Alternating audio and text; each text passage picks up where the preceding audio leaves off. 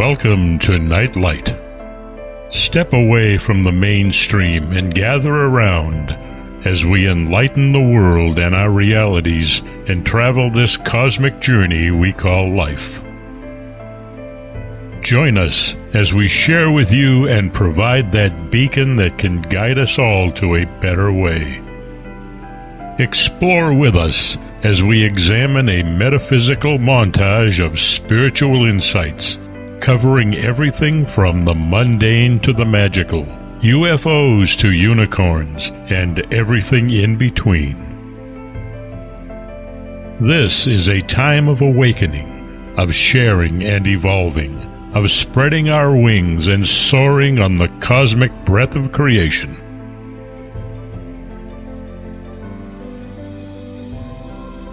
Come and join with other light-minded spirits as we weave our lights together to seek understanding, enlightenment, and, with a little luck, some wisdom. This is Nightlight, a reminder that you are never alone.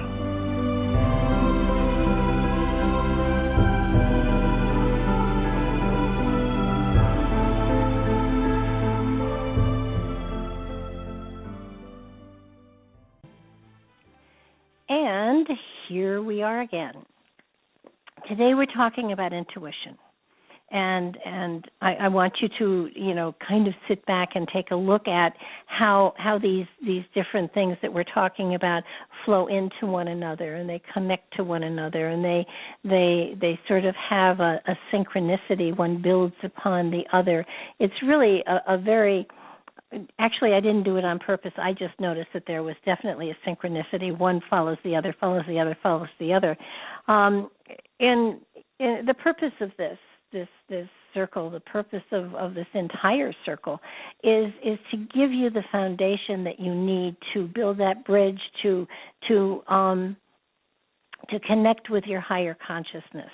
And it's something that it's hard for us to relate to. It's hard for us to kind of connect to. It's because we are pre-programmed that there isn't a higher consciousness, that there isn't a connection to the cosmos. It's hard to see where you're building a bridge to. And I certainly understand that. It took me a great deal of time to understand that the limited way we are educated in many ways inhibits us from making that connection and spreading our wings and soaring on the cosmic breath of creation. So that what we're having to unlearn a lot of stuff that we have learned. And unlearning is, I think, often even harder than learning, because we have established a pattern within ourselves. We have created a channel inside of our consciousness, and to deviate from that sends warning signals to our ego, who likes to have total control. And so there are inner battles that are ongoing here. I still have them. Everybody does. But if science is beginning to understand, to go along with the fact that, yes, indeed, there are other aspects here that they haven't actually covered in the textbooks. And, yeah, maybe there really is something to all of this. The material I sent you is loaded with experts. And there was lots more, but frankly, I can't run off much more myself. So I imagine if you're running this stuff off, you're in the same boat I am in. It's a ton of material that I've sent out. Anyhow, there's stuff from Einstein to Blavatsky, Alice Bailey, and Shakti Gawain, and there was much more. This is intuition is a topic that everybody has covered, and it's been covered in so many different ways, it gets confusing. I think that the important thing for you to understand and to see the pattern that I've tried to lay out here, and intuitively I actually did, that spirituality is the foundation from which everything grows. And when we talked about creativity and what that could lead to and open to, it just sort of flows into all of the rest of this. If you look at highly creative people, they're all spiritual. In their own way and shape and form, they don't stand on soapboxes and preach, but they are very, very spiritual because they know where that creativity comes from. And people who are creative, and spiritual are utilizing their intuition, and in so doing, they are opening themselves up to that term that I don't like anymore, but it's there, to the psychic side of themselves. Psychic and intuition are basically really the same. It's just that the psychic word relates these days to people who are out there with decks of cards and pendulums. So, and there's nothing wrong with using those things if you understand where your information is coming from, and that's something I'm going to sort of pound on today. Intuition is just knowing. It is that aspect inside of you. It's that connection with the higher consciousness. And so many people these days talk about contacting to their guides and their angels. And I'm going to say it again. I've said it a number of times here, but I'll say it again. What you're contacting to, what you're connecting to when you are perceiving them as master guides and teachers, or guardian angels, or archangels, or any of those other entities that we've been taught have power greater than ours, what you're connecting to is truly your own higher consciousness that is for a while masquerading as something else so that you will accept the information that it's giving you. It's so much easier to sort of give over your power, to give over your trust to an entity, as opposed to trusting in the fact that this is your higher consciousness. This is that master guide and teacher that is traveling through the vehicle that you identify as yourself this lifetime. And sometimes the only way that it can get through to you is to masquerade or project itself as an archangel or a guide or a teacher or a wise person or whatever. Your higher consciousness is all of those and much, much, much, much, much, much more. So that it's all inside of you. We're dealing with just us, with the spirit that we are carrying, that is riding in this physical vehicle this lifetime, and it whispers to us constantly. It's not a master. I mean, it is a master. It is a fully aware, fully developed spirit.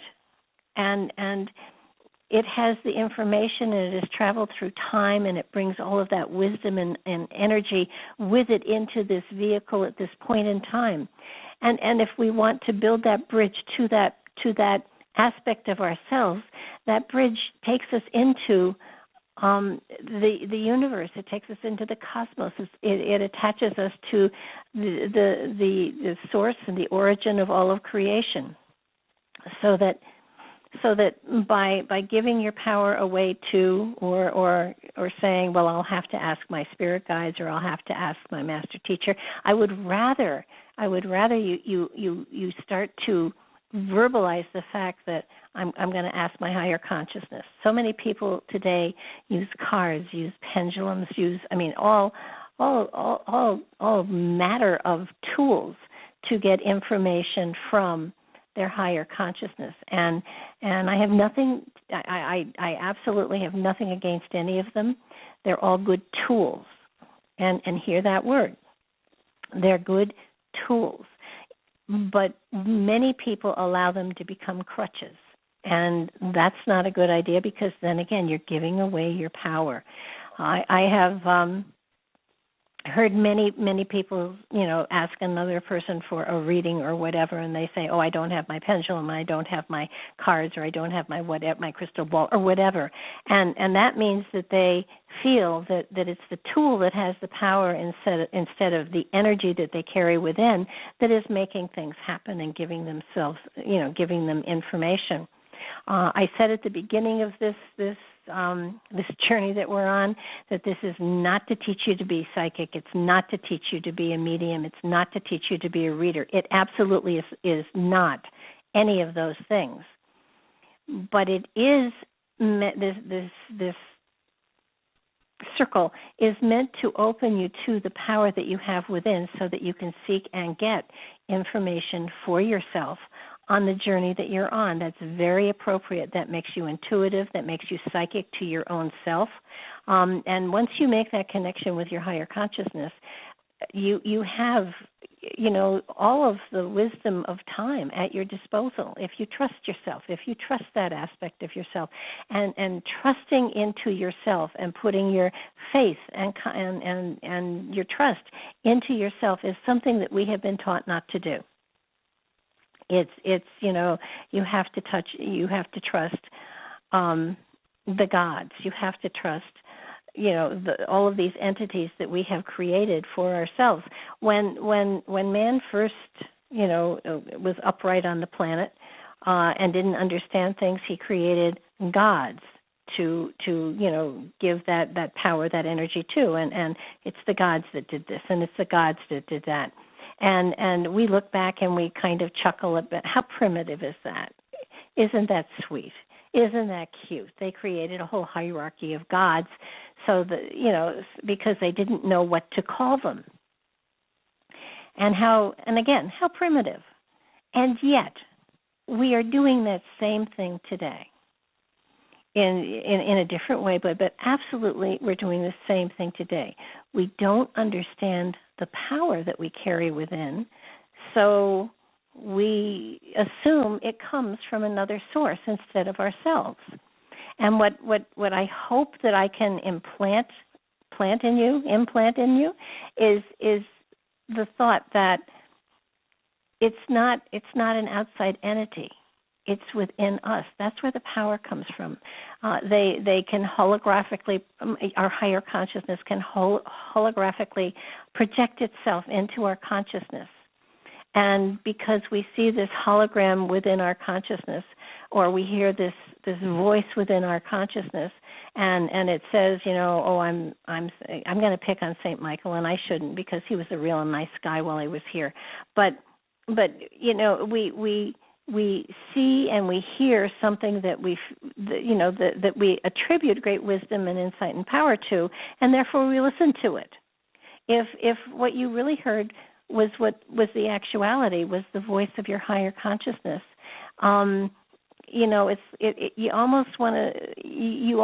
you would doubt it, and you would say you don't know what you're talking about, and who the hell are you?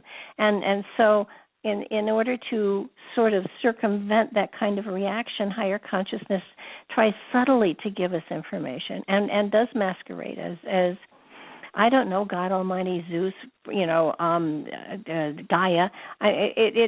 It's something that we have done, and in centuries yet to come, we'll look back on this time and think, oh, how cute and sweet and primitive that was, that they had to do that in order to get to their higher consciousness. And I'm sure the time and the day is coming when the connection that we have at birth is nurtured by parents instead of destroyed or shut down. There hopefully is coming a time when that awareness will be given the freedom of expression within a reality, instead of putting the primitive thoughts into us that restrict us and shut down the possibility of our making that connection. Now, all of you sitting out there, have absolutely, you've come to the understanding that that you're sitting here because you want to learn more and you want to get into that aspect of your own reality and your own self. You want to build that bridge of light. You want to cross over that bridge of light and sit at the feet of the higher consciousness and listen and learn and evolve and grow. And someday you'll blow up that bridge, and consciousness and higher consciousness will be totally one. And ego won't like it a lot, but that's okay, because you'll recognize what's ego and what's not. But at this point in time, I want to suggest to all of you that you have so much power inside of you, And if you just open to the intuition and the insight and those subtleties that are coming at you, you're going to find a greater richness in your life totally. Now, the one thing that I kept, looking for things that they do give you symptoms of those that are, grounded and ungrounded, and you need to be grounded in order to be intuitive, and that's very true. And there are lots of things that we're all intuitive. It's there. It's inside of all of us, and it's standard equipment when we come into this lifetime. It's there. You're intuitive, but we are again taught not to pay attention to that, but to think about what our elders teach us and what our teachers teach us and what the church teaches us. And we are, in many ways, we have conformed to being ignorant of spirit in many ways. I know a lot of people pray, and prayer is a good thing. I feel that everybody has their own road to enlightenment. They have their own road to understanding the higher consciousness, the magic that's within the spirit that we carry.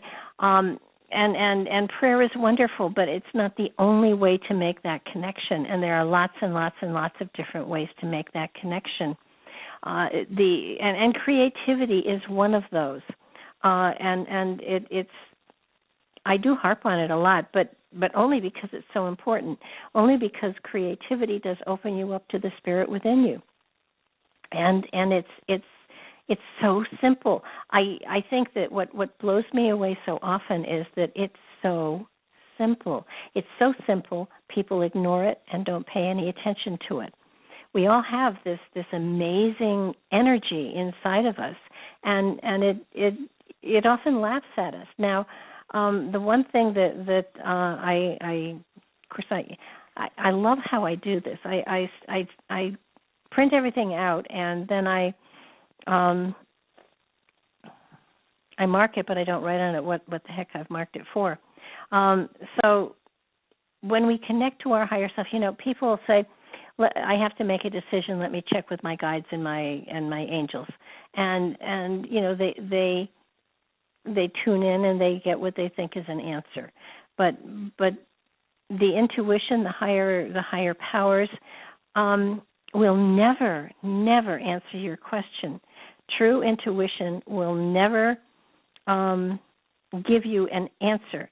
It will give you philosophy. It will shed light on new directions. It'll give you information that you need in order to solve whatever issue it is that you're working on. If you think you are connected to an entity or an angel or whoever, and it sits down and it tells you you should do this, and this, you're talking to your ego, and your ego is very restricted in its awareness and its wisdom and its ability to make choices. So you have the choice of listening to the ego and doing what the ego says, or stepping back and merging into your higher consciousness and getting wisdom from out of time so that you can make better choices. Now, one way of actually tapping into your higher consciousness without going through all the folderol, and it works like a charm. Your higher consciousness will never allow you, seriously, never allow you to visualize yourself doing something happily that goes against the journey you're on this lifetime. And you need to understand that, because if you can visualize it all, if you can sit back and quietly shut your eyes and try to visualize yourself doing something that goes against everything you believe in, you will be able to look at your face in the vision, and you will be able to see that it's unhappy, that it's uncomfortable, that it is distraught. And then, visualize yourself doing something that you know is fine and good and wonderful, and you'll see that there is joy in your face. You absolutely can. It's that easy. It's that easy. And it's even down to, should I quit my job, or should I stay there and try to work through whatever difficulties are there? I mean, this is one way of tapping into your higher consciousness. There are tons and tons of them, and we're going to talk about some of them. But again, I don't want to dispel or disappoint you, but there aren't angels out there, and there aren't archangels out there. There is a vast universe out there that has millions and billions and trillions of spirits just like us. Everybody is struggling to find that connection, to be able to sort of blend with everybody else. We create as a species, humanity. Each one of us sort of represents a single soul, a single atom. And that when we blend together, when we come to the point where we are one, and I'm not talking about something like what was the in Star Trek, the Borg. I'm not talking about anything like that, but we create a whole, all of us, every single one of us, and without everyone, we're not complete. But when we get to the point where we know we're one, we have come to a time and place where on a consciousness level we understand that we are all pieces of an entire whole. And when we understand that, and when we are able to live in peace amongst ourselves, then there is another level of consciousness that moves out into the universe. But until we get to that place, we're not ready. On an individual basis, we certainly are working on that. And as we come into next year and the decades that are yet to come, we're going to find that more and more and more people are of the same mindedness. We understand. We have been pre-programmed not to question. It's amazing. It's a conspiracy, actually.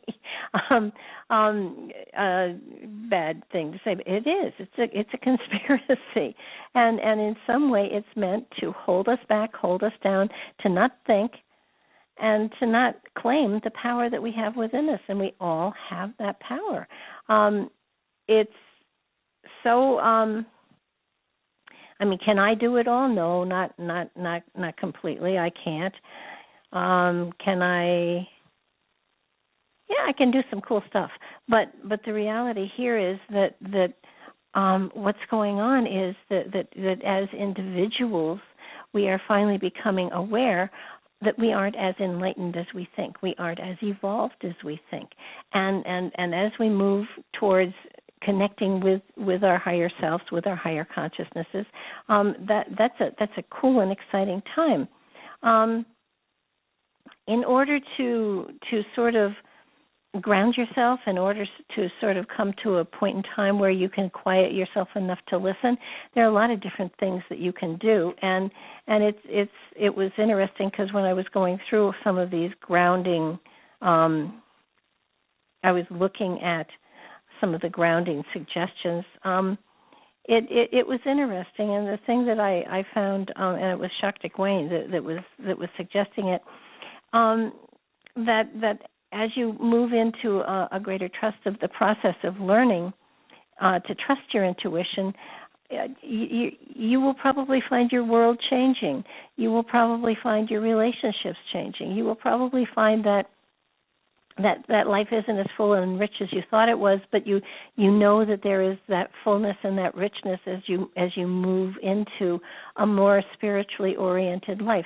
All of everything that I have sent you really is telling you have full power, full control, and if you utilize it, if you start to put it to work within your life, it's not something that you go to school for exactly, but it is something that you start to incorporate into your everyday life. It's something that you sort of shift your consciousness to a point in time. It's like if you don't like the people that you're attracting, you have the power to change yourself and the way you perceive your reality. And when you do that, everyone has to change the way they treat you as well.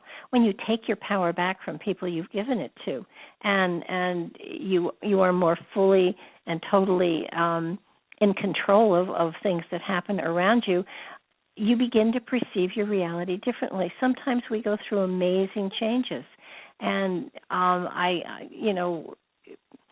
I guess I've gone through some of it. I mean, I've certainly done the dark night of the soul, and at least once. It's always good to repeat something as painful and uncomfortable as that to make sure you've got it right. And some people don't have to go through dark night of the soul. Some people just flow into it happily and easily. Meditation is a good way to get into a lot of these aspects. Meditation does help, and that's like 15 minutes a day here and there, either in the morning and the evening or at least once a day. And it does help to open you up to the intuition and trusting the insight that you have within. Meditation is, and I think there are a number of really cool ways of meditating that were presented in the information.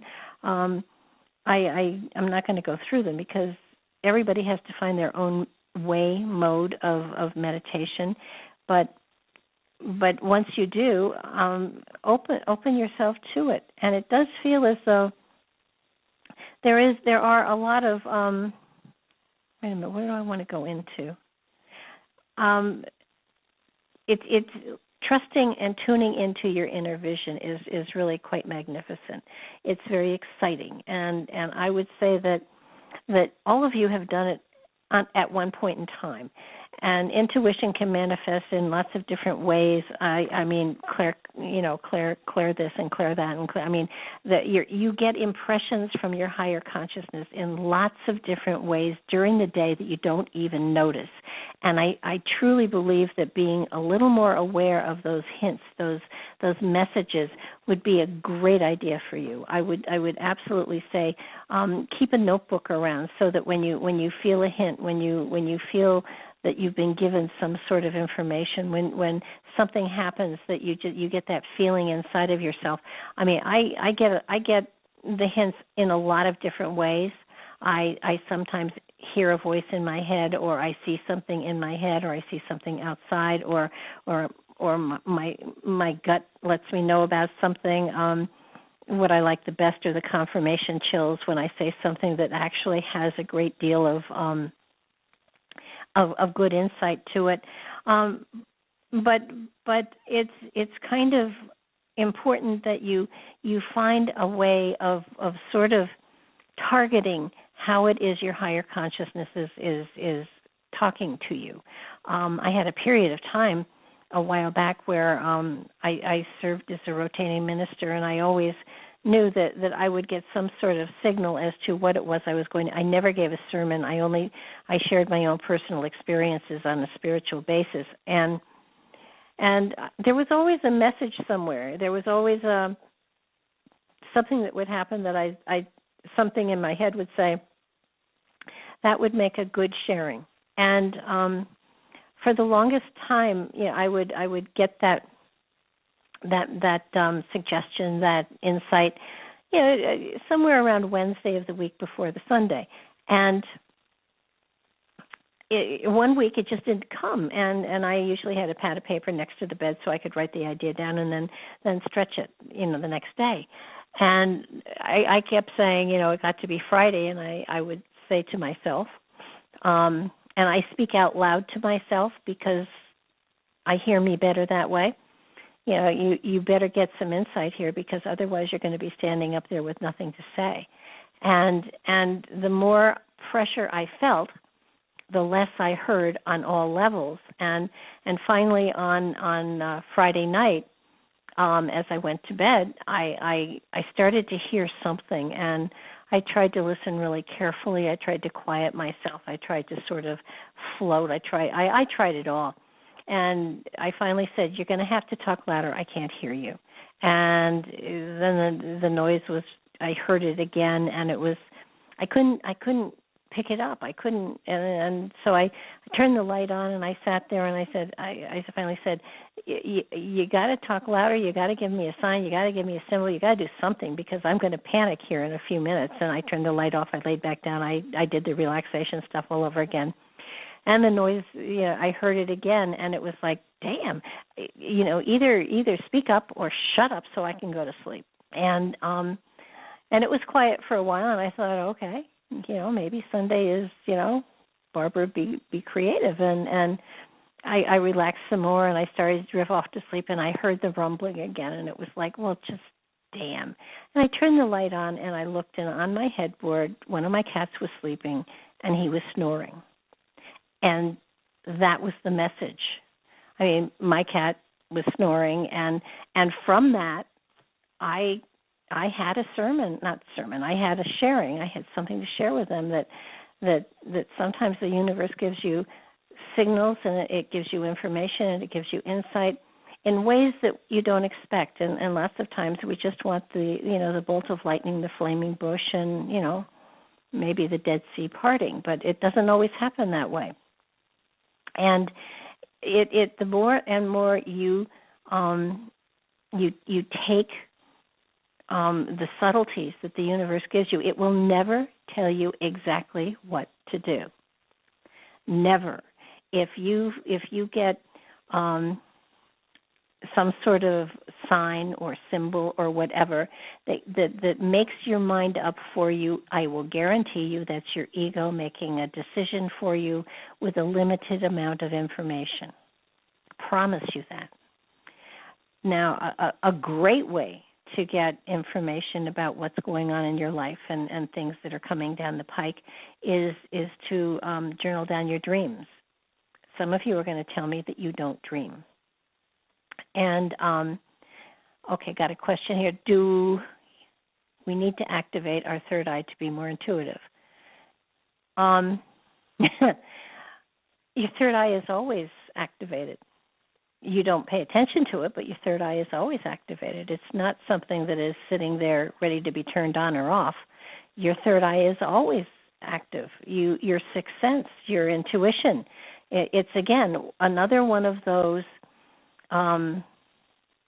things that comes in standard equipment when we incarnate into this lifetime. Intuition is always there, always.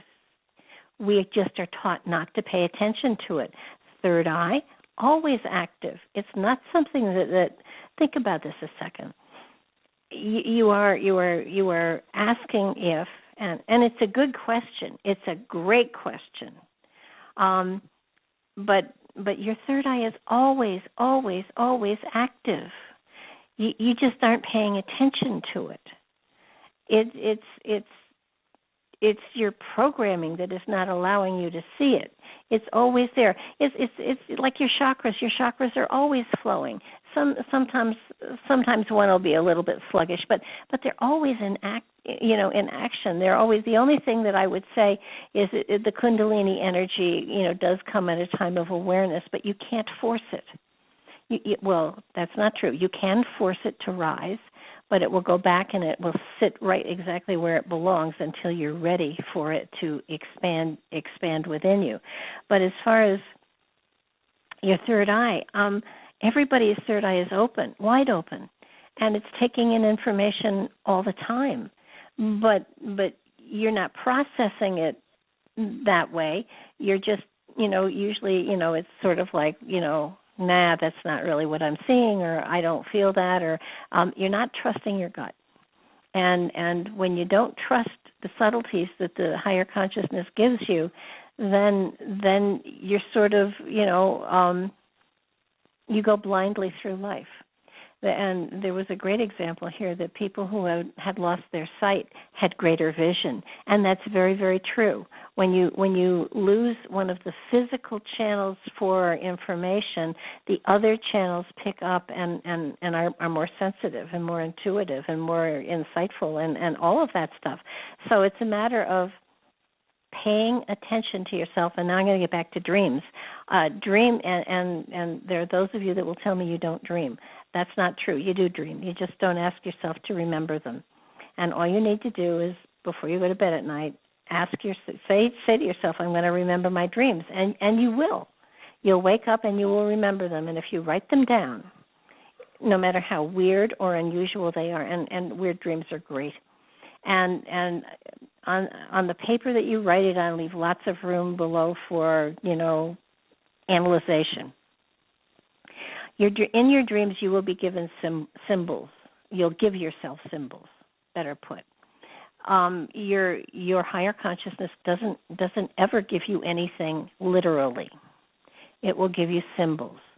And everyone has a different time frame for those symbols to manifest within your physical reality. So what you're going to do is you're going to keep referring back to your journal, and sooner or later, sometimes it's a matter of days, sometimes it's a matter of weeks, but you will find that something that has something that dream represents will happen in your life, and then you'll know what your time frame is. It's always exactly the same time frame, so that you will know that in 27 days, something is going to happen within your reality that will allow you to explain that weird dream you had, and you will see how it fits perfectly and beautifully. It's one of the it's a great tool for prognostication, and everybody has it, and everybody dreams. I mean, sometimes we have dreams that are a little less profound than others, but we do get information in our dreams. We do get information through all of our senses. Our intuition is always, always, always at work. We just don't pay attention to it. And I think what I think is so important for the circle especially is to make you more aware of how it makes you much more aware of just the power that you have inside, and the gifts and the talents and the abilities that you're just not using and utilizing at this particular point in time. So there's one of those list 10 things that people in touch with their intuition do differently, and you can change the way you react in order to open yourself up to greater understanding and talent within. They listen to the inner voice. That means your intuition. It needs to be noticed. It needs to be validated. I for the longest time, every time something happened that I thought, wow, I knew that was happening. Or sometimes when I'm reading somebody, they'll say something that I was about to say, and it was like, dang. Now I shut mics off so they can't hop me like that. But it's amazing how sensitive you become to your reality, to everything that's going on. And when you become really, really, really, really sensitive, then the intuition can flow, and it can give you wonderful information, confirmation sometimes. It can give you insight. It will never tell you what to do. It will never tell you how to deal with the problem, but it will give you philosophy and insight. It'll give you the ability to step back and reanalyze what's going on. But you need to really, it's like a muscle, and I have always said this, being intuitive is like a muscle. If you use it, if you exercise it, it becomes stronger. If you just don't pay attention to it, it just sits there. And that's okay. It's all up to you. And that's the wonder of all of this, because it's all up to you. First of all, you can't flunk the spirit circle because there's no grade. You can take and I promise you, if you even bother to just read through the material, you will give your logical mind, you will give your logical mind stuff to think about, to analyze, and seeds will be planted. You wouldn't be sitting here if you didn't want to know this stuff, if you didn't want to expand your own awareness, if you didn't want to reach into that insight that you carry within and the amazing wisdom that is there. My gosh, it floods through you. It's just the most amazing thing in the entire world. I didn't study most of the stuff that I know. I just know it. And every now and then I can go back to a reference of some sort and send you to in a direction where further information is. But for the most part, I've lived all of this. And I could tell you exactly what I did and how I did it. You got to follow your own pathway. You got to create your own pathway, your own journey. But the tools that you've been given so far should enable you to just absolutely leave everybody else in the dust who doesn't believe in this stuff. But listening to your inner voice is really important, and and if you write it down in some way, it almost sends a message to, I heard that, send more. And it happens because when you validate it by writing it down, you open yourself up to the expectation of being able to hear it again, and you do. And it's just amazing how it opens you up. Being a highly intuitive person is not going to, it changes your life phenomenally, and yet in many ways, it's a tool. It's a wonderful tool, and if you use it, it's unbelievable. And I think one of the things too that give yourself time to listen to yourself, and not listen to your ego telling you about life and what to get in the grocery store before you go home, but shutting your ego down, literally, and listening to your higher consciousness. And if you want to say it's your guardian angels, or if you want to say it's a master guide, if you want to say, name it anything you like, call it Fred, I don't care, but understand and really understand that it's coming from you, and it's amazing. Another way of helping the intuition to expand and grow is to be creative. My pet peeve on everyone. Color mandalas. I gave that whole thing on creativity. I gave you. The more creative you are, the more intuitive you are. And you don't have to be good. You don't have to, be a best-selling author or a master painter or any. You just have to enjoy the creative process that you choose. And once you find a creative process that works for you, it will expand into other creative processes. And highly creative people are intuitive, and it's a matter of practicing. It's a matter of working with this stuff. Become mindful of where you are. Become mindful of what's going on around you. Tune in to what's going on, and observe everything. Don't so many times we get into routines, and I have a routine. Yeah, you have a routine, and so there's no thought put into anything, and you're just repeating something over and over and over again, and you're dulling yourself. So that it's pay attention to everything that's going on. When you find that there's a routine there that has been going on for a very long time, break the chain, and do things in a different way, and kind of get your energy flowing. Listen to your body. Listen to the hints that your higher consciousness, that your body will give you, and those gut things are just amazing. And my favorite phrase is so long as you haven't had Mexican the night before, or Italian, listen to what's going on. So many times we have I call them red flags, and red flags are usually your intuitive self trying to get your attention and saying, "Are you out of your mind?" And they won't tell you what to do, but they will wave a red flag. So keep a journal of the symbols, of the hints, of the way your body and your higher consciousness is trying to let you know what's going on. To connect deeply with others, that's to listen to others, to actually observe and be more conscious and cognizant of what's going on, what people are saying to you. Truly listen. Don't just nod and zone out. listen, because your intuition will tell you that something is going on, and whatever it is. So, Deb, do you want to talk? She just put up the little... You want to talk? Let me just say this. I'll just say this, because everything you've said for the last 10 minutes has been the first, 10 things that I was told by 4 very prominent psychics that have traveled all over the world.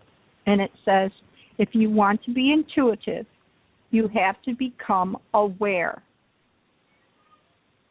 Aware of everything around you, not egotistic, but aware. Right. Aware of the way the wind blows, aware of the temperature, aware of the intensity of a color. Any direction you can take it, but you have to sit still and become aware. And then write it down, because we're finite people. Make notes, write it down. That's your journal. That's your textbook. And you internalize it. Absolutely. And nobody can write it for you. You have to do it yourself. And what you say about speaking it, talk to yourself, it literally, scientists have found out that it gets it to your cellular level. What you speak, every cell hears. And that's what I was going to say. Everything, and I'm not that, you're not saying it right. I'm just, backing you up and saying yes, and I've heard it from not just you, but from other people. And, and it works. Yeah. That's all I'm going to say is it works. Yeah. I'm not exactly, this is not rocket science here. It's very simple, and I think that's one of the other things too. I know people get anxious, and the reality is that if you're looking to increase your intuition, which is wonderful, then it's just a matter of following the steps, making the connections. And the biggest connection, the absolute biggest connection, is to understanding that consciousness that you carry within you is a part of all of creation. But don't approach it reverently. No, sorry. This is not rocket science. Don't approach it reverently. Don't pray to it. Don't bow down. Don't, it's what you're doing is becoming self-aware. And self-awareness is where we're trying to get to. And it's the purpose of everything that I have handed to you. It's the purpose of my sitting here talking, because I couldn't find a spiritual development class to sit in myself. So it's self-awareness, I guess, is the major direction. And once you become self-aware, once you become really more united with your consciousness than you ever have been before, then you realize that there are things you can do, things you can express, things, ways that you can live your life. It's an amazing shift and change. You don't look outside for someone's confirmation. You know that you are whole, and that you are perfect, and that you are loved, and that you are created by love. And one of the other things that's so very important is to mindfully get rid of negative thoughts and aspects. And sometimes it becomes hard for us to let go of negative anything. But the more rapidly you sort of just process things through and let go of them, the richer your life becomes. It's sometimes very very hard when something happens to you, or someone takes advantage of you, or there is something that is unfair that goes on in your life, and you kind of want to yell, scream, shout, and get even. And it does not benefit you to hold on to those things. And it also, if you are being abused in any way, shape, or form, I'm saying if you're being abused, walk out, walk away. Take control and walk away. And the universe has an amazing way of taking care of us when we do those things. I fed you. I was just wondering something for a second. I'm listening to something, but I'm also getting a feeling. So I'm going to ask a question, and then you can tell me to shut up. Okay. I'm wondering how many people were taught the no method. Well, probably all of us. You know what I mean? Sure, don't touch that, it's hot. Yeah. Well, yeah, and not instead of keeping the hot thing away from the child and teach all with positives first. Okay, you know what I'm saying? Because there are some cultures they never teach a negative till they're 5 years old. They've always are a positive. That's just how the culture is. It's not a negative. It's a positive. Well, you can also take the time to teach a child very early on that something is hot. You can take their hand and you can take them and show them hot and hotter and hot and oh my, without going no, don't touch. That's what I'm saying. There's a system to that. And it's through a set of positives and not just the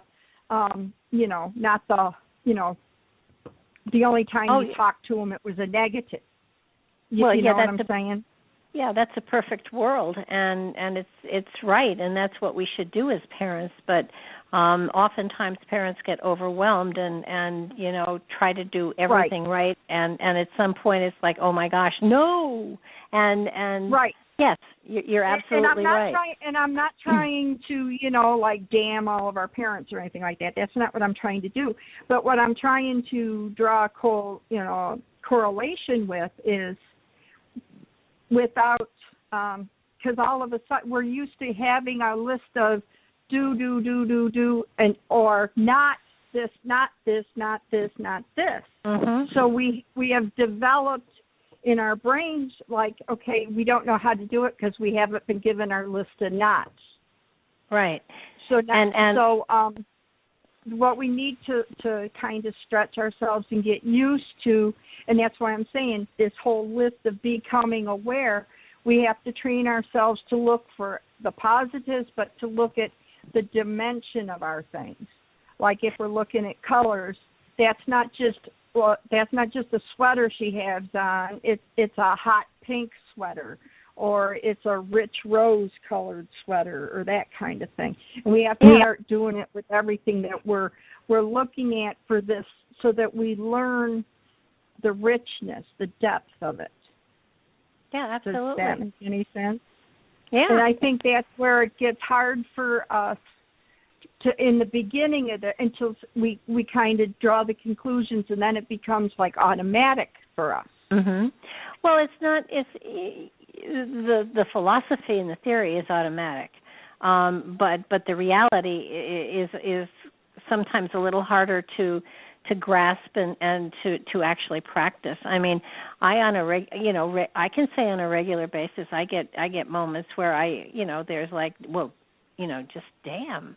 And it's kind of like I give myself, a pity party, and then I try to move on, because I really know that positive things can't come into my life unless I create a positive atmosphere.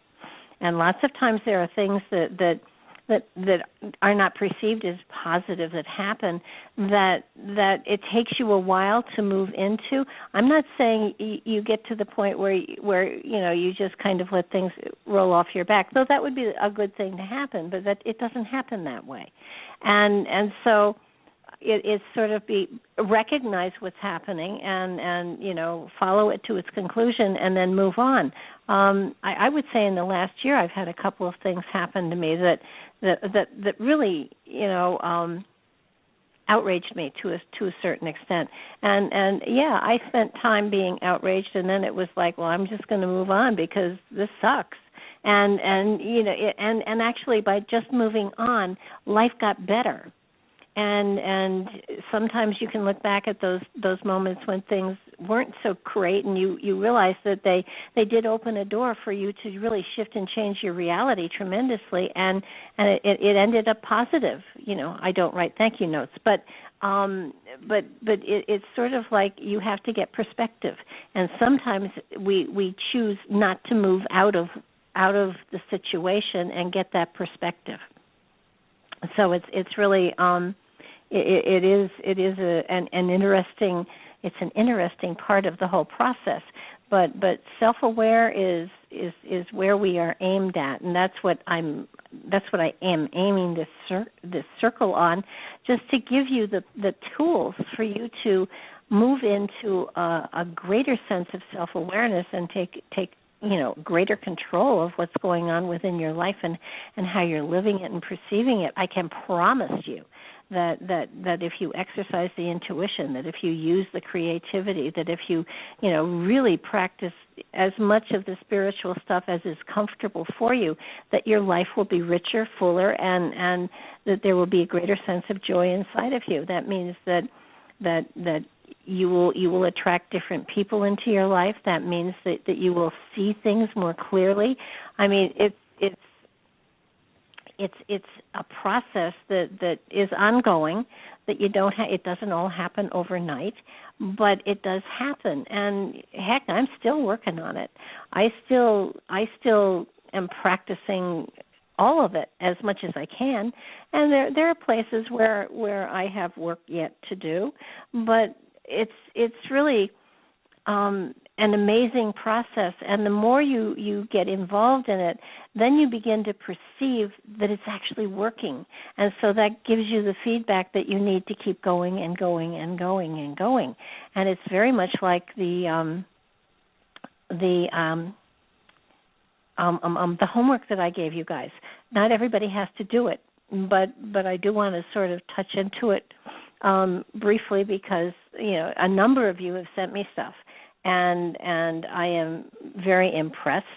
It's material that you're in a process of doing stream of consciousness writing, I hope, and that means getting rid of the garbage that you're carrying in your consciousness and in your ego, and what this is meant to do is to open you again to the higher consciousness.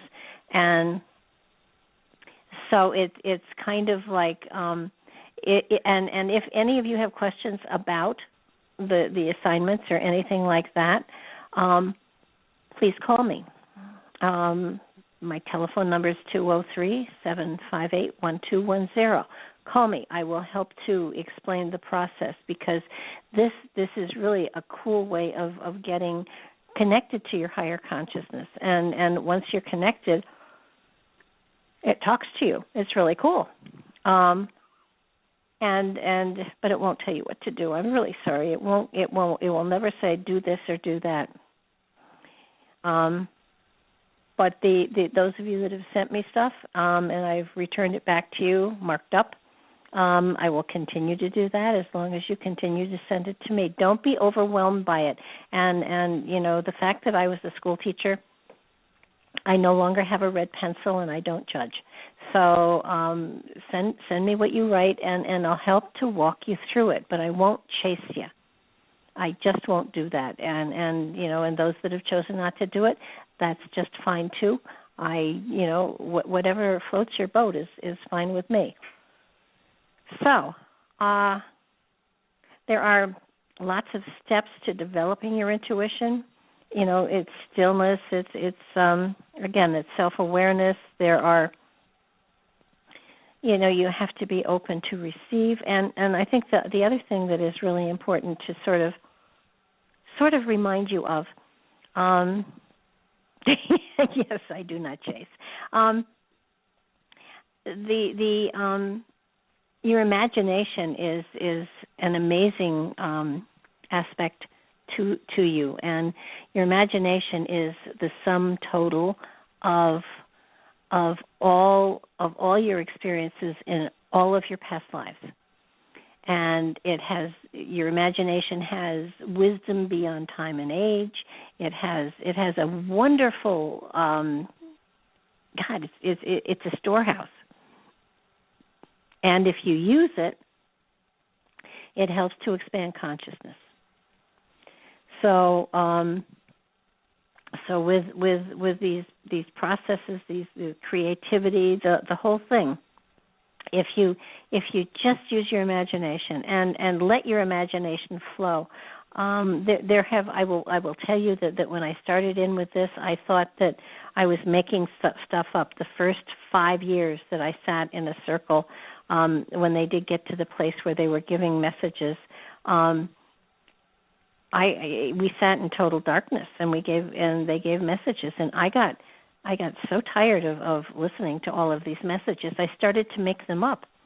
And after a number of classes, the minister who was running the circle said, you are a natural. And I said, a natural what? He said, no, you're unnatural with this channeling stuff. And I said, no, I'm making it up. You don't understand. He said, no, the messages you give are all absolutely dead on. And I said, I'm making them up. There's nothing going on here. I have a great imagination. I'm making these up. And it took him 5 years to convince me that I wasn't making them up. I was just trusting my intuition and saying what came to mind. So that it's all connected. And if you trust it, if you play with it, and I really mean play, and I'm not saying go out and read people, because that's not what this is for. This is for you to understand what you carry within yourself. At some point in time, we're going to go into divinatory tools, but not for you to read others, for you to use as a tool to understand what's going on inside of yourself. I am absolutely, not creating readers here.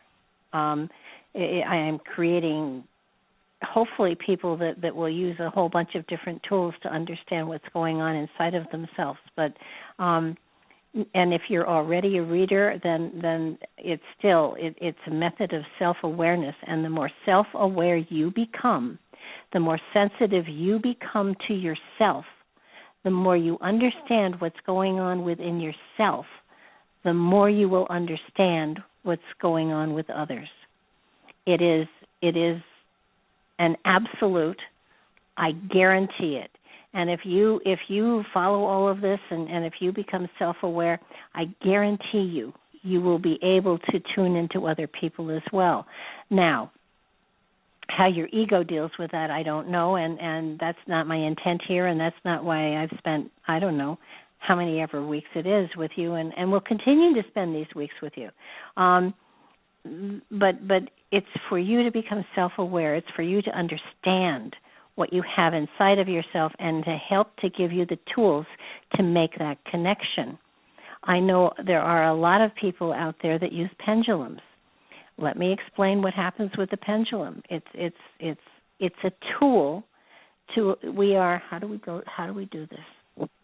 We are electromagnet entities.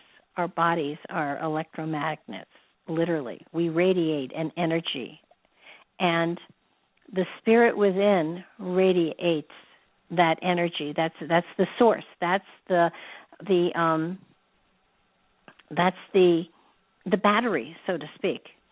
And so that's what creates the energy field that surrounds us. That's why we radiate an aura. That's why there is energy around us. That's why we can feel energy with our hands. If we work on it, we rub them together, and then we feel the energy between our hands. We have energy within us. That's how when we do healings like with Reiki and stuff like that, we are sending energy. We are literally channeling energy out to other people or to other situations or whatever you want to call it. But what's going on here is that when you use the pendulum and you hold it and you ask a yes or no question, the energy within you will create the movement that you see. The only thing is you have to be careful how you ask the questions. And that's where most people fall down a little bit, because if it's sort of like, should I quit my job? It's should you, or are you going to, or could you? Basically, you always want to say for the highest and the best good. I need this information for the highest and the best good. It helps a little bit, but I got to tell you, it is not. It is not a guarantee that you're going to get the right answer. If you are looking to get an answer, that's not the method to use. I would suggest a whole bunch of other methods. But pendulums are fun. But I would just play with them. I wouldn't take them seriously. I know people, I honest to God, know a lady who won't even pick a card in a card store unless her pendulum says it's okay. And that's giving too much power to a tool. She sleeps with it. She holds it while she sleeps. And she called me panicked because she'd lost her pendulum. I said, make another one. Oh, no, that one's special because that one was blessed by so-and-so and so-and-so. And, again, she's given away her power. So if you use a tool, that's great, but do understand that it is just a tool. It is not magic. It doesn't hold it isn't the universe giving you an answer. It's you giving yourself an answer, and it's you, the spirit within you, trying to give you an answer and information. If you use cards, that's phenomenal. But do understand that you are analyzing them with your ego, with your intellect, with your left brain, and not necessarily listening to what your higher consciousness is saying. So you are getting, with card readings, depending on how intuitive you are and how much you're allowing yourself to go through this, you're getting what I would call a cold read. And I stopped using anything. I stopped using my cards because I found they held me back and restricted me from what I could give the people that I was trying to help. Not everybody is going to be a reader, and it's not appropriate for everybody to be a reader. But you have total control on what comes through for your own higher consciousness, and I highly advise you to use those tools to make that connection, and that's what the self-awareness is. That's what we're stretching for. and as far as the homework, again, if you have trouble, if you're having difficulty figuring out how to do this, how to get started, call me, or we'll put together a special circle where everybody who's doing the homework can call in and we can talk about it, and so you can understand the process. It's something that takes time, and it takes a lot of time. It doesn't happen overnight. Some people are really lucky, and they already were on the road to making that connection, and somebody sent me in 3 poems, one of which was channeled and the other 2 weren't. But it's sort of like it's a process. It's clearing a channel. It's creating a channel. It's creating a connection. How best can I put this? It's in many ways you're on a party line now. And this gives you a direct line to your higher consciousness. It gives you a way to sit down and to bring wisdom into this lifetime and to give you a greater wealth of information so that you can manifest in a much better way. The higher consciousness, again, is never going to tell you what to do, but it will give you wisdom that you can use to make the decisions on an intellectual level. And as far as the intuition goes, your intuition speaks to you all the time. Sometimes you know who's on the other end of the phone when the phone rings. Sometimes you just know things. And when you just know things, know that you really do just know them. there have been times that I have said things to people, and they've said, "How do you know that?" And it's like, I don't know how I know. I just know.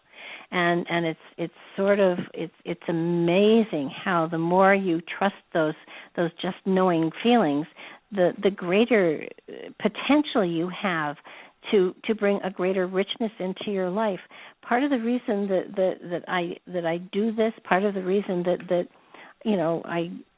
I was looking for a circle is because it's a great way to learn. It's a great way to stretch yourself. It's a great way to make an even greater channel to your higher consciousness. I don't think you can ever totally become as totally aware, at least at this point in time, with the universe. But it's a start, and it certainly gives you a higher degree of understanding, often as to what's happening within your reality, because it gives you the ability to step back, to take your ego out of it, and to perceive things on a more spiritual level. And as I said, if you do something creatively, and I don't care if it's just coloring, if you do something creative, it opens that channel. It makes you more intuitive. It opens you up to that connection on a nonverbal level with your higher consciousness, and then trust it, act on it. And I'm not saying do not try to use this to buy and sell stocks, because that just doesn't work.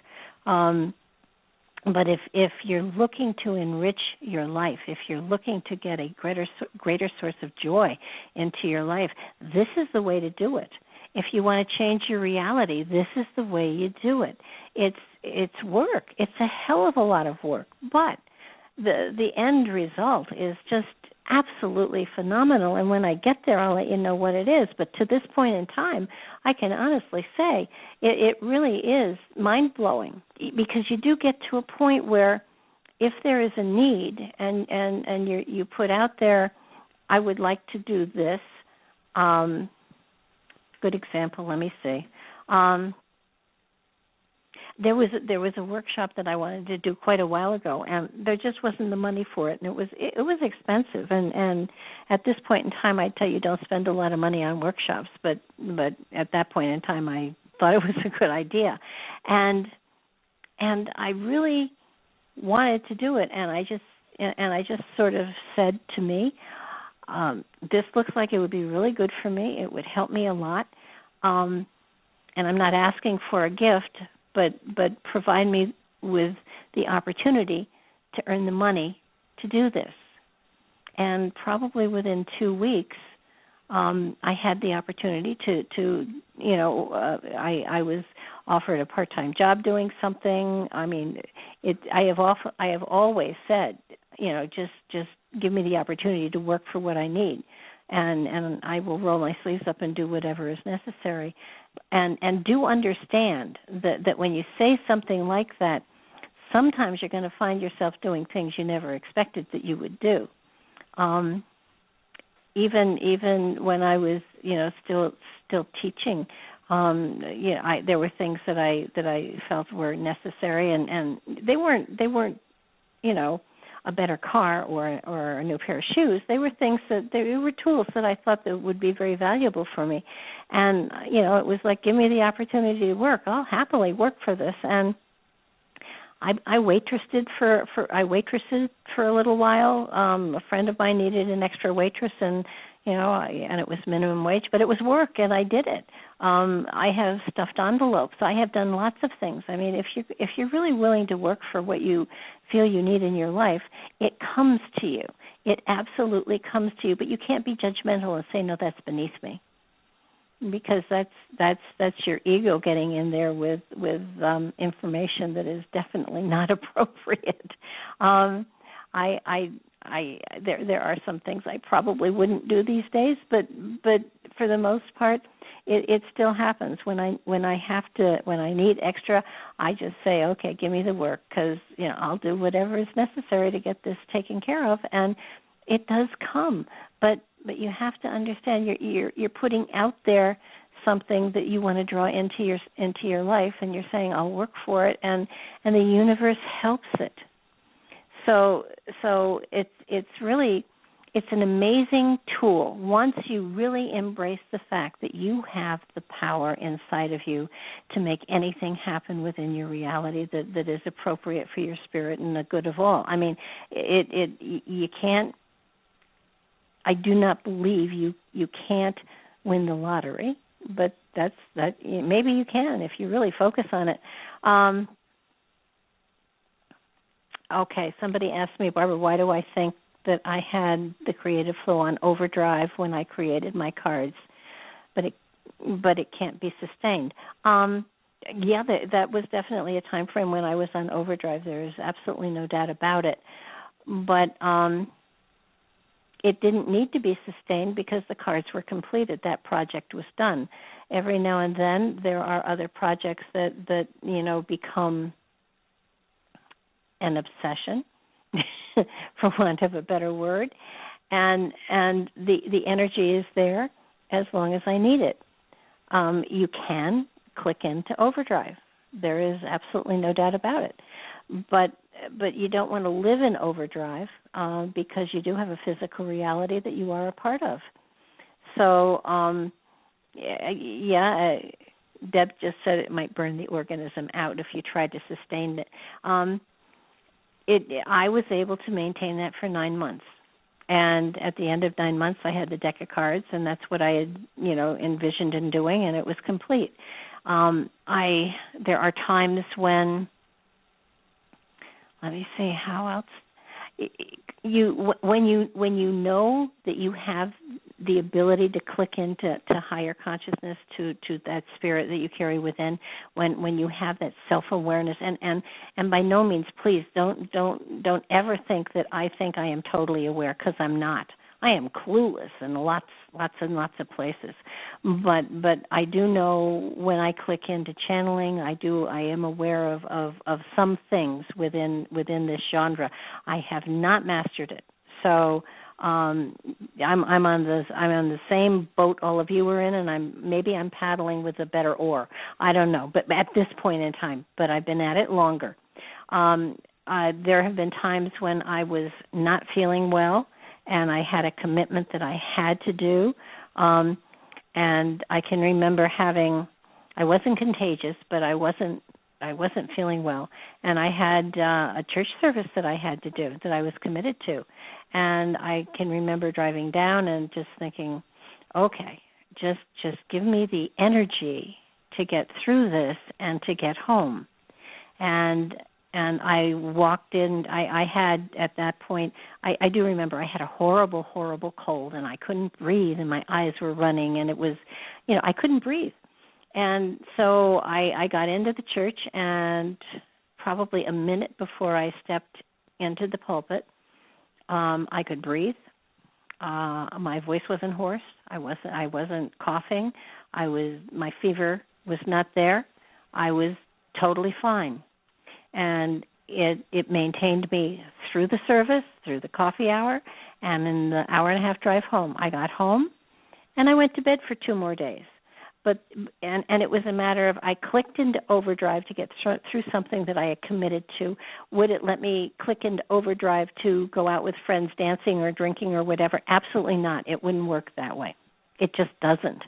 But if it's a matter of being of service, if it's a matter of fulfilling a commitment that is absolutely crucial to some people, you're capable of doing that.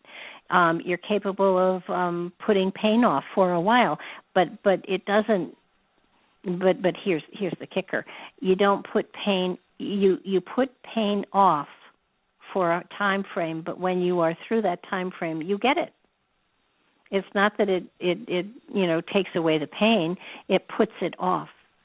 And maybe the more and more self-aware we get, we will get to that place in time where we are able to just, not feel pain, and then it's gone. But don't forget, this is a physical body we inhabit. We don't inhibit it. This is a physical body, and it's like a car. You treat it well, and it serves you well. You abuse it, and you have to, you have to trade it in on a new model.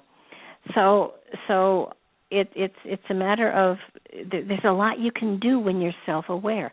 There's a lot you can do when you have that connection with the higher consciousness. You can't.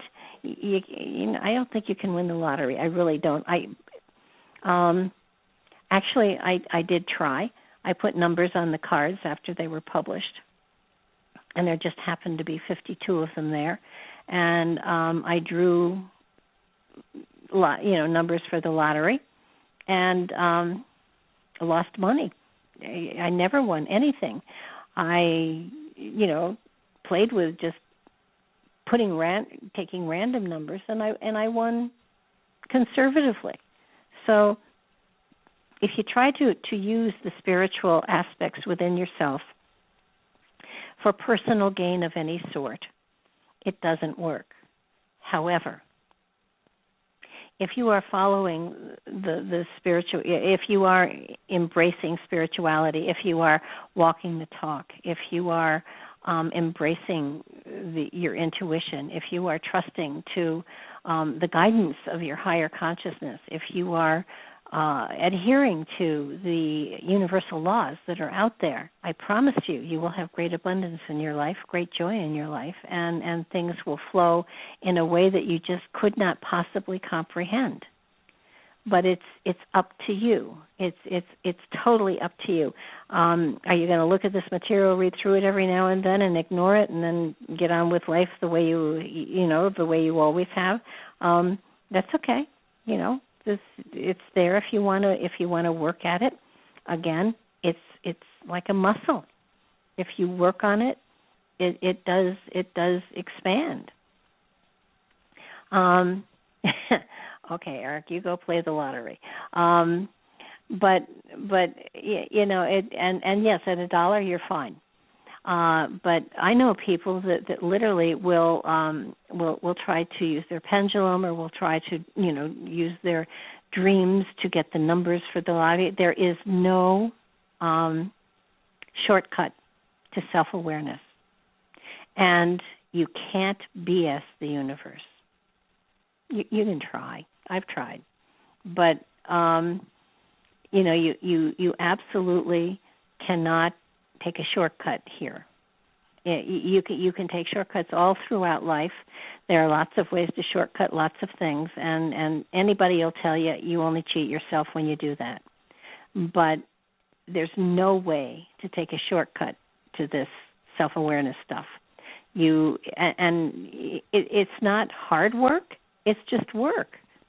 You have to, step back. You have to kind of check yourself every now and then. You have to sort of open yourself up to, okay, was that really smart? No. Well, step back and do something else.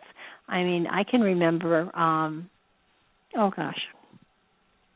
it's probably a couple of years ago. I was at Staples and I bought some stuff and I left the store and it didn't feel right. It just didn't feel right. And I said, I don't think they charged me enough.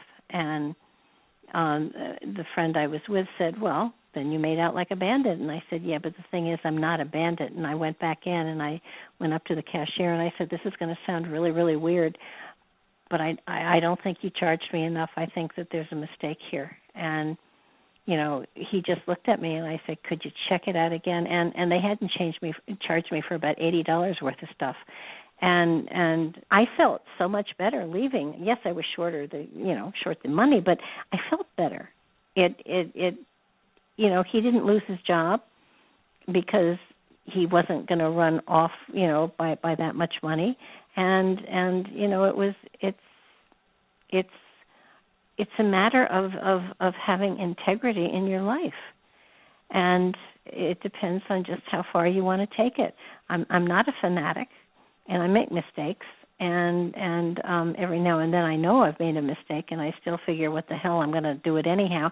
And at some point in time, I'll have to stay after school or something. I don't know, but the intuition is really important. It's crucial to listen to it because it's there, and it's not your Aunt Margaret. It's not your higher. It's not an entity of any sort.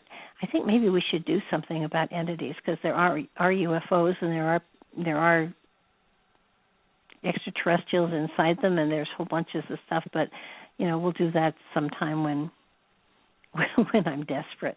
But the reality is that part of you that is the richest part, the wisest part, the most creative part, is the part of you that you don't touch mostly. You stick with the intuition, you stick with the analyzation, you stick with what you've learned this lifetime, and it's a sense of you have teachers, you have parents, you have people that you respect within your life, and all of them try to tell you what to do with your life because they love you and they care about you. And the reality is the person that you should listen to the most is the person you carry within, because that spirit has the roadmap for what the journey of this lifetime is.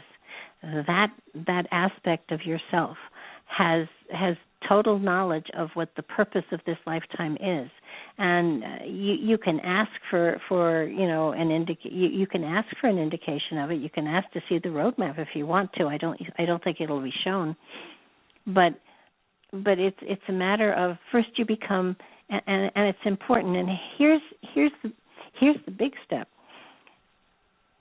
In order to evolve, to ascend to the next level of anything, we have to be self-aware. Once we become self-aware, then we can take the next step in evolution. And it's major. You can take as long as you like. You can take as many lifetimes as you like. You can come back to the earth plane millions and billions and trillions of times to get to that point. It's okay. Or you can do it this lifetime and really take another step on the mountain. And are you going to hit the mountaintop this lifetime? Probably not. But maybe, I don't know. Maybe you are. But lots of times we sit in circles like this, and something just clicks, and then everything falls into place.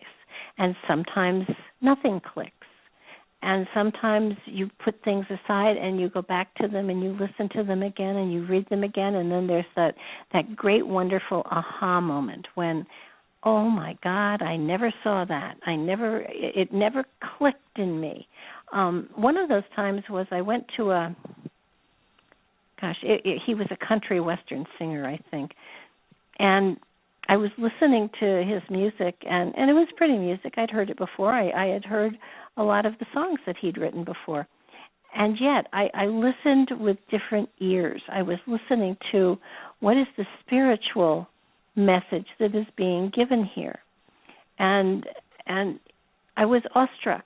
I was totally awestruck because true artists, musicians or artists, make no, of course there are technicians and then there are artists, but the musicians that are artists that compose their own music often have a spiritual message within the lyrics for those who can hear them.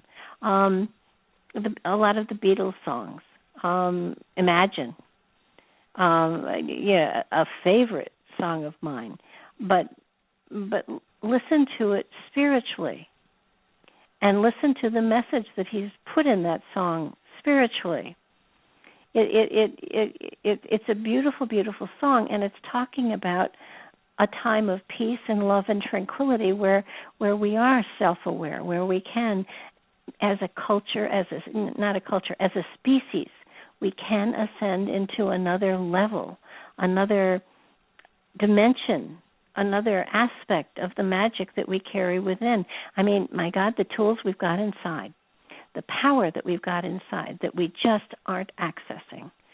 Our human bodies were built to last 120 years. And yet so many of them don't even, hit the 50-year mark. And it's kind of like, again, you treat your body well, it will treat you well. And as I said, you trade it in on another body. You pass over, you come back another lifetime, and you get another vehicle. And so you kind of move ahead with that vehicle. But I mean, you guys are at a time in the evolution of the planet Earth and the species where self-awareness is something that is accepted. They have talked about how scientists are now studying and they absolutely are validating the fact that there is extrasensory perception, that there is the intuition, that there is the ability for us to utilize our energy and influence another person, and usually it's with kindness, happily, but you know, they worked on blood pressure and everything else. So it's there. It's a talent. It's a gift. It's a tool you carry within. You don't need the external tools, but if that's what you need to get to the higher consciousness, then for God's sakes, go for it. But just don't let those tools become crutches, because then they're hard to let go of. It's like people who depend upon caffeine. You know, I need the caffeine to get through the day, and I do. But if you take the caffeine away from them, they you know, there is difficulty. There is, oh my God, I'm missing something. And again, it's a tool. People who abuse drugs, a same thing. They are using the drugs to escape their reality, and then when they don't have their drugs, the pain and everything comes down on them like a ton of bricks. So understand, you've got inside of you the most magical, wonderful, exciting tools ever created, because you created them for yourself. And there's a part of you trying to shove you towards in the direction of using those tools for greater insight and wisdom. Your life is so much better and so different. Are you still going to have to work? Absolutely. Of course you're going to have to work. I mean, I don't think I've worked so hard in my whole life. And you know, I've been retired for longer than I care to admit. So it's a matter of understanding that the spiritual journey is one of great excitement. Those who don't even know they're on journeys, it's so sad, because they miss the depth and the richness and the glory of what's possible when you have the awareness of the power that you hold within. I have, you know, I perceive things much differently now than I ever did before, and hopefully in another 30 or 40 years I'll be able to say the same thing, because this is a journey that never ends, and the excitement is that you know, there are great rest stops along the way too, so that you can spend time playing with the tools that you're gathering, and that's the other part of all of this. While you have to work at it, it is really supposed to be enjoyable. And work and joy don't often go together, but in this particular instance they do. As you become more and more aware of what it is you hold within, it becomes an addictive process.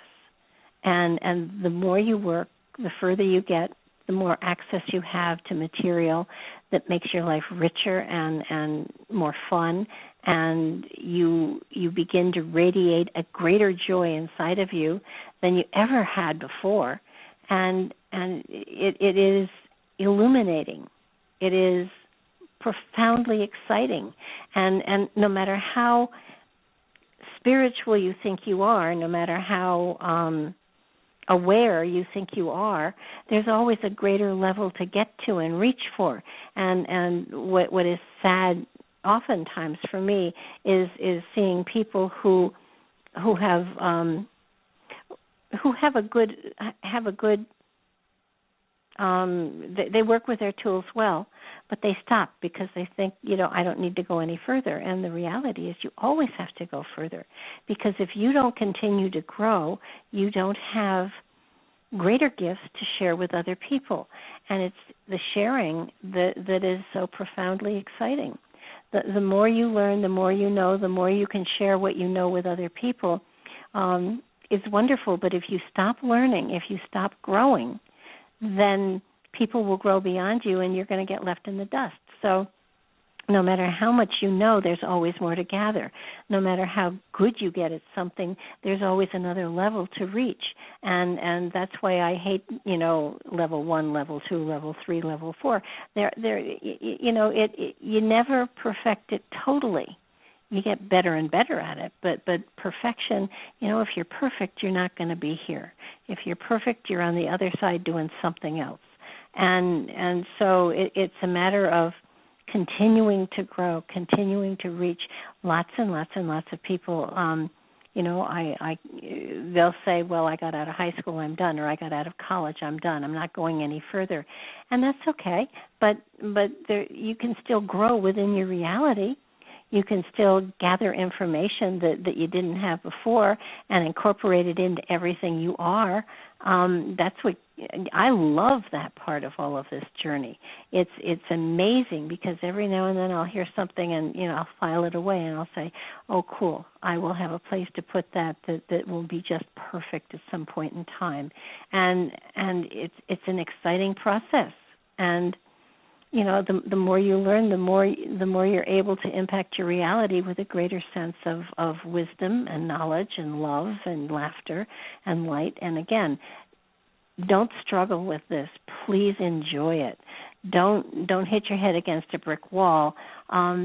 Figure out, take out a lawn chair and sun yourself for a while and figure out a way to get around that wall or under or over or levitate. But there are so many ways to shift you and to take your perception in other directions so that it makes you a richer person. I can't tell you the times that I have been sort of waiting for something to happen, and as I'm waiting, so many other things come into my perception that make my life so much richer. And then as I move forward, I take all that richness with me. It's sort of like it's a richness that doesn't weigh anything. And oftentimes we weigh ourselves down with things that aren't of great importance, but we think they are at that point in time. And underline the think. If your ego is involved in this, chances are you're creating baggage.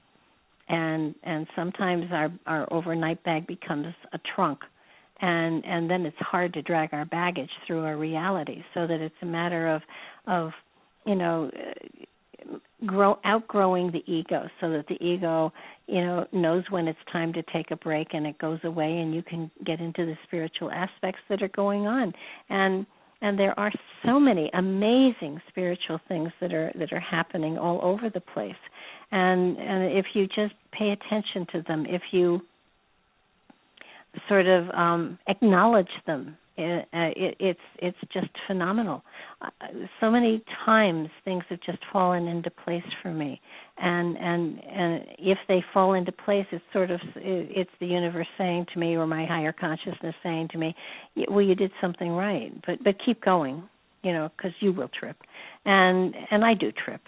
And I come up short here and there like everybody else does. But having the understanding of the connection that's inside it gives you more material to reach for, more material to go to.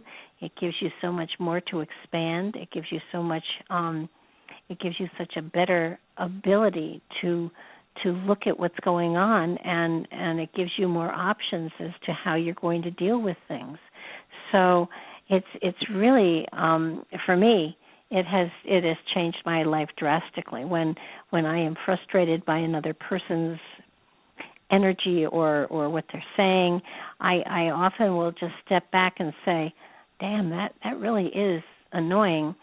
How can I say something that will not be a challenge but will give other information out there? And you get the answer. Because you've put a question out there, and your higher consciousness will kind of put lots and lots of options in front of you in ways that you can find a better way. I would love to say that my higher consciousness has directed me wisely throughout all of time, but I haven't given it the opportunity to, except for maybe the last 30 or 40 years. it's a process, and as soon as you begin to flow with it, it does make life easier. Are you still going to have challenges? Absolutely. Are you still going to feel occasional pain and discomfort? Yes, you are. And will there be those times when you feel like, holy mackerel, I'm all alone in the universe? Yeah, you'll feel those too. But those are times that make the richness and the richer stuff even more important. And those are times when you understand they're short term, and that you are on a journey, of a process of moving through. You're moving through a situation. You're not stuck in it. And that's an important thing, because if you know that I'm not stuck here, that as I continue to be creative and trusting and all of this stuff, and meditating on a regular basis and putting those kind of energies out there, that everything is only momentary. And a long time ago, I had a ring that I wore for years, dozens of years, simple gold band, and I wore it constantly, and I had engraved on it, "Too shall pass." And it's true. The best of times and the worst of times, they all pass. We're on a journey. We're on a pathway. We're constantly moving, and no matter how rich and good or how bad and awful, it will pass if we hold ourselves to the flow of energy that we have committed to on a spiritual journey. If we decide to step off and wallow, we can do that. Nobody's going to stop us. But I'm here to tell you, it's much more fun to be in constant motion than it is to be suffering through not wanting to let go of a bad situation. And, you have the choices. It's totally up to you. And as we talked about in the first session, the first series of Circle, you have total power. You can change anything. You can alter anything. You have the power to change your perception of your reality, and that changes your reality. You have the power to change yourself so that you are a I'm going to coin a phrase, a wholer person, a more complete person. And if you choose to do that and choose to work on yourself that way, other people will be forced to change the way in which they deal with you. You have control of everything, maybe not the weather, but as far as the individual life and the journey that you're on now, you're in total, absolute control. I would be reluctant to give over control to the ego, but every now and then we do that, and every now and then we give over control to other people, which is not a good thing. And at those moments in time, red flags should wave, and they do. And when red flags wave, I used to be one who, when I saw red flags in people or in situations, I would offer to wash them, iron them, and give them back, or dye them another color.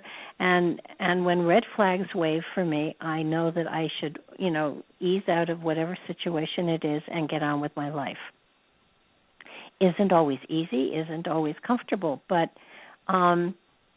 do understand that it's your choice. It's totally up to you. And am I suggesting that all of you do all this? Yeah, I am. Your life would be so much richer. And if you've sat through as many circles as some of you have, then you've got so many tools to play with and utilize. I mean, we're going to be, I think we have 4 more circles before Thanksgiving, and then we're going to take off for the holidays and start again in January. Won't make you all sign up again. I'll just assume you're going to come back, and we'll keep going with this. But it's a wonderful, wonderful. You've got a ton of material. Go back and read through most of it. And for those of you that have chosen to do the homework, I would assume you would continue to do it. And anytime you send me something, I will return it to you. Even if we're on break, I would hope you would continue to work on that stuff, because I certainly will I'm not going to pull back on that at all. I want you to keep going, and possibly sometime during that time frame we'll pull a show together so you can talk about what you're learning and talk about what you've experienced and share with each other, because it's in the sharing that we learn, and certainly I will learn too. So, I'm doing the homework assignments too. I'm not showing them to you because, but they will eventually be up in blogs on my website. It's an exciting thing to learn who you really and actually are, to tap into the richness of the spirit that you carry within. And it's an amazing process. It's like an onion. Deb explained it, as an onion. She compared it to an onion, that it's layer after layer after layer after layer that we remove when we become understanding of the process that our spirit is going through at this particular point in time. It's a great time to be on the planet. It is a time in which I think in many ways we're going through a dark age, or at least a shadow age, and that there's so much that is being put out there that is detrimental to our evolution, and yet people are understanding that they do have to learn another way and learn another philosophy and learn another theory and understand that they have total control of the richness that they carry within. And once you understand that, your life, your world changes, and in doing so, we change the world. So, are we going to do it this lifetime, this cycle? Probably not. But what we put out there, what we've learned to utilize, what we've learned to touch into, can easily be tapped into more easily next lifetime. Certainly we've all heard and seen stories about those children that come into a lifetime with a mastered talent, and the musicians are the ones that are most obvious, obviously. They brought qualities into they transcended time. They brought it from their last lifetime into this lifetime. And if you do it well enough, you'll take whatever gifts and tools you develop this lifetime into the next lifetime so that they are accessible to you more easily, more greatly, and the flow will be, exceedingly better. Now that makes the next lifetime, even more better. But it also enriches this lifetime. So you get great benefits from it this lifetime. You're not doing it just so next lifetime is better. But in essence, depending on how well you do it, you easily could be taking it back with you through time, forward with you through time. And so understand that this is a process that we're all going through. I'm going through it with you. I'm learning a lot more as I go along with all of this. I'm adding a greater richness to the philosophy that I had before we started this. And it's a process where we all learn together, and we all expand together, and we all touch into new aspects together, and we all find new tools that came as standard equipment when we incarnated into this lifetime. This is an amazing time for all of us, and no matter where you are in the process that you're going through, all of the material that I've been shoveling at you is they're grains of sand that you can use to sort of irritate a pearl of wisdom within yourself. And if you come up with a different philosophy, a different theory, if you want to trek in a different direction, go ahead. That's appropriate. So I just noticed what time it was. I'm gonna sign off. Not sure which direction we're going next week. It's either dreams or chakras or I don't know, astral travel, or there's so many different topics still open and out there. I think dreams are an important place to go, but I think we may add something else in with it. And the symbology and of course the divinatory tools are kind of fun too, so I may throw the two of them together for next time. But if you have any questions, feel free to contact me. If you have any issues, contact me. If the homework is confusing and you haven't the faintest idea what to do, contact me. I am absolutely here, and if I'm not here, a cat will answer the phone, but I will definitely get back at you, within a day. So it's real important for you not to be confused. And if I can, clear something up, you're not imposing. Don't in any way, shape, or form think you're imposing. I didn't start this circle to be exclusive. I started it to share. So do understand that you are very welcome to call me anytime. And, Eastern Standard Time, give me between 2 and 7 o'clock in the morning, and try not to have a burning question. But if you do have a burning question, call me.